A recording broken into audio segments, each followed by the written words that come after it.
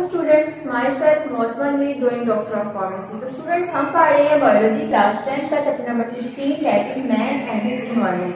अब इसके बारे में हम जनरली डिस्कस करेंगे कि एक मैन का या एक ऑर्गेनिज्म का उसकी एनवायरनमेंट के साथ क्या रिलेशन होता है या फिर ऑर्गेनिज्म से एनवायरनमेंट कैसे बनती है, इसके बारे में हम स्टडी डिटेल्स लेंगे। इसके अलावा एक एनवायरनमेंट के अंदर ऐसे कौन से फैक्टर्स होते हैं जो कि ऑर्गेनिज्म की एक बेसिक नीड होती है, और ऑर्गेनिज्म से पॉपुलेशन और पॉपुलेशन से कम्युनिटी, कम्युनिटी से बायोस्फीयर, इकोसिस्टम और बायोस्फीयर कैसे बनता है, इसके बारे में हम बारी जो है डिटेल लेते हैं। सबसे पहले अगर हम स्टार्ट करते हैं एनवायरनमेंट में, तो एनवायरनमेंट की अगर हम कंपोजिशन की बात करते हैं तो इसके अंदर बायोटिक और एबायोटिक यानी कि फिजिकल और नॉन फिजिकल हर तरह के कंपोनेंट्स प्रेजेंट होते हैं। अब एनवायरनमेंट से अगर हम बात करते हैं तो एक टर्म हमारे पास आती है जिसे हम कहते हैं इकोलॉजी।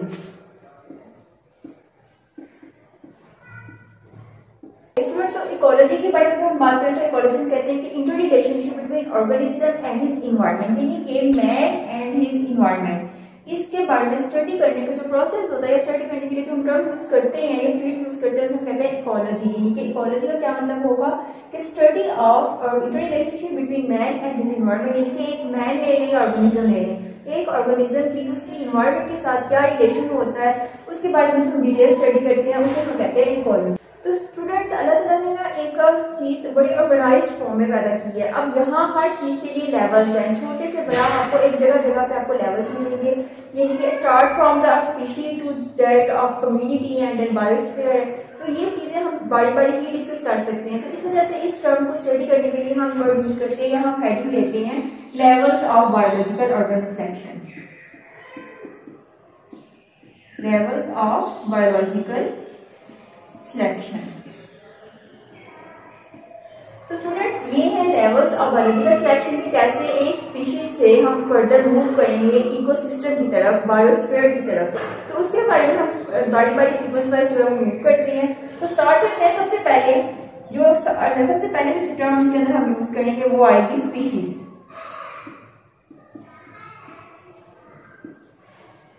स्टूडेंट अगर हम स्पीशीज की बात करें, इसकी डेफिनेशन की बात करते हैं तो स्पीशीज के a group of organisms that can interbreed freely in the nature and produce fertile offsprings. अब क्या होगा कि स्पीशीज में आपका ऑर्गेनिजम्स का एक ग्रुप होगा जो कि एक ही तरह, जैसे ह्यूमन बीइंग्स हैं, इनकी स्पीशीज अलग है, मंकीज हैं इनकी स्पीशीज अलग है, कैट्स हैं इनकी स्पीशीज अलग है। तो हम इस तरह से वर्ड यूज करते हैं जैसे ह्यूमंस की स्पीशीज अलग चीज है, ये अब ह्यूमंस का किसी भी जगह पे ग्रुप बन जाना, उनके और इस किस्म की ह्यूमंस का कहीं हैबिटेट में एक्वायर कर लेना, उसका ग्रुप बन जाना, तो इसको हम कहते हैं कि ये स्पीशीज तो ह्यूमन बीइंग्स हैं। लेकिन अगर हम फर्दर किसी जगह को जो है अकोमोडेट करते हैं तो वहाँ क्या कहेंगे कि हम उधर मूव करते हैं वो पॉपुलेशन की तरफ। इसी तरह कैट्स हैं, वो किसी जगह पे है तो वो कैट्स की प्रॉपर स्पीशीज है, डॉग्स की स्पीशीज है। तो ये स्पीशीज हमें इनकी स्पीशीज से अगर डेफिनेशन करते हैं तो हम कहते हैं group of organisms that can interbreed freely in the nature, ठीक है, और प्रोड्यूस फर्टाइल ऑफस्प्रिंग, यानी कि वो आपस में रिप्रोडक्शन का प्रोसेस भी कर सकते हैं।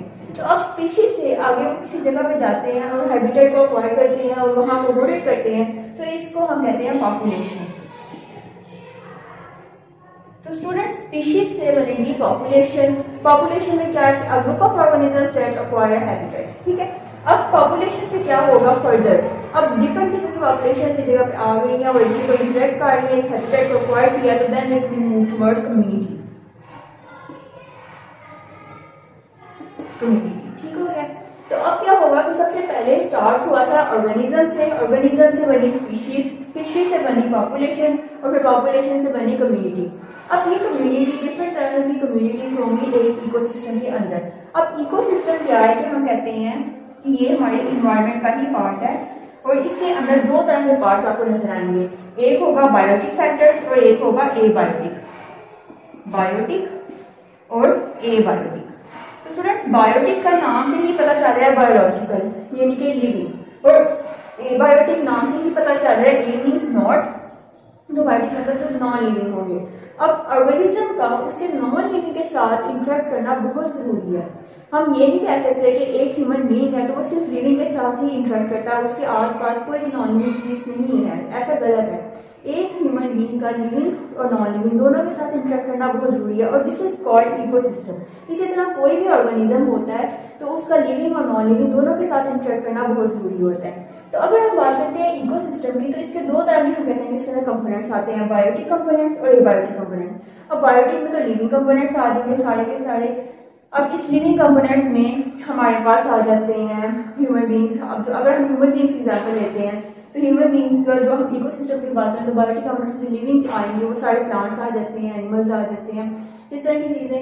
ये जो लिविंग मतलब लिविंग लाइफ होती है वो चीजें जो आती हैं वो बायोटिक में आ जाएंगी। उसके बाद अगर हम एबायोटिक की बात करते हैं तो एबायोटिक के अंदर अगर आप देखें तो एयर, वाटर, लाइट ये सारे एबायोटिक कंपोनेंट्स हैं और ये आपकी लाइफ की बेसिक नीड्स हैं, इनके बगैर आपकी लाइफ भी पॉसिबल नहीं हो सकती। तो एयर, वाटर, लाइट, एक्स्ट्रा ये जो कंपोनेंट्स हैं ये एबायोटिक में आते हैं, लेकिन ये हमारे ऑर्गेनिजम्स की, हमारे स्पीशीज की बेसिक नीड्स हैं। तो इस वजह से हम कहते हैं कि इकोसिस्टम में एक इन्वायरमेंट अगर नया है तो उसका इन्वायरमेंट के साथ रिलेशन इस तरह का है कि उससे बायोटिक हो या एबायोटिक दोनों के साथ डील करना जरूरी है। इनफैक्ट उसकी बेसिक नीड्स या उसकी रिक्वायरमेंट्स ऑफ लाइफ के अंदर आता है। तो अब इकोसिस्टम का क्या हम कहते हैं कि इकोसिस्टम में हम उससे बायोटिक भी मिलेंगे और एबायोटिक कंपोनेंट्स भी मिलेंगे।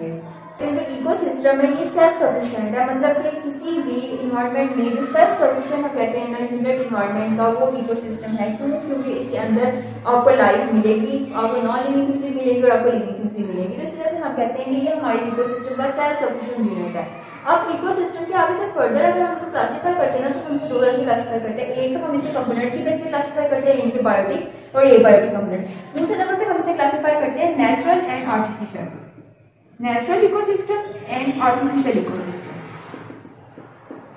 तो स्टूडेंट्स अगर आप नेचुरल और आर्टिफिशियल इकोसिस्टम की बात करेंगे तो नेचुरल इकोसिस्टम में आ जाते हैं फॉरेस्ट, पॉन्ड्स वगैरह, लेक्स वगैरह, ये सारे के सारे जो है वो नेचुरल इकोसिस्टम है। अगर आप फॉरेस्ट की बात करते हैं तो वहाँ भी लाइफ पॉसिबल है क्योंकि वहाँ आपको बायोटिक कंपोनेंट्स मिलते हैं, एबायोटिक कंपोनेंट्स मिलते हैं। बायोटिक इन द सेंस वहाँ आपको लिविंग क्रिएचर्स मिल जाती हैं, एबायोटिक इन द सेंस कि वहाँ आपको एयर, वाटर, लाइट इस तरह की जो सहूलत है वो आपको मिल जाती है। तो सब कहते हैं कि जो नेचुरल इकोसिस्टम है उसके एग्जाम्पल फॉरेस्ट हम ले लेते हैं, इसके अलावा लेक्स लेते हैं, ओशंस ले सकते हैं, ये सारे के सारे इकोसिस्टम रहते हैं। इसके अलावा आर्टिफिशियल इकोसिस्टम क्या होता है? आर्टिफिशियल इकोसिस्टम वो है जो मैन मेड है, जो इंसान ने खुद बनाया है और वो उसने ऑब्वियसली नेचुरल इकोसिस्टम को ही कॉपी करने की कोशिश की है। इसी एग्जाम्पल हम ले सकते हैं एक्वेरियम की।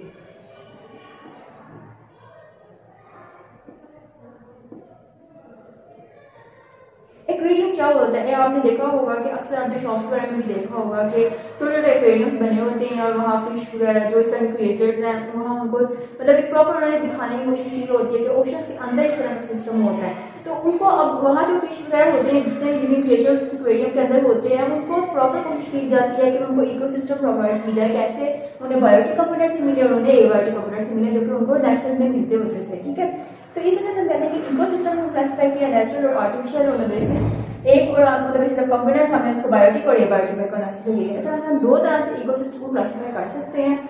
अब इकोसिस्टम में जहां को कॉम्बिनेशन को हम कहते हैं बायोस्फीयर।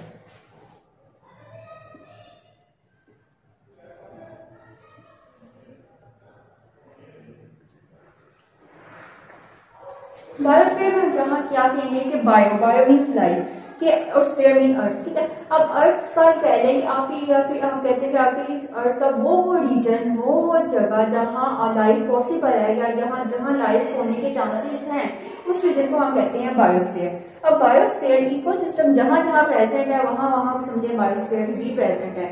अब इकोसिस्टम के कॉम्बिनेशन को हम कहेंगे बायोस्फीयर। अब इकोसिस्टम किसी एक इकोसिस्टम में हम फॉर एग्जाम्पल फॉरेस्ट कहते थे या फिर हम पॉन्ड्स कह रहे हैं या लेक्स कह रहे हैं, तो ये इकोसिस्टम है। अब इन सबको कंबाइन कर दिया जाए तो इसे हम कहेंगे बायोस्फीयर, यानी कि यहाँ आपकी लाइफ प्रेजेंट है। अब बायोस्फीयर कहाँ से लेते हैं? आप डीप इन द ओशंस चले जाए, वहां भी लाइफ प्रेजेंट होती है।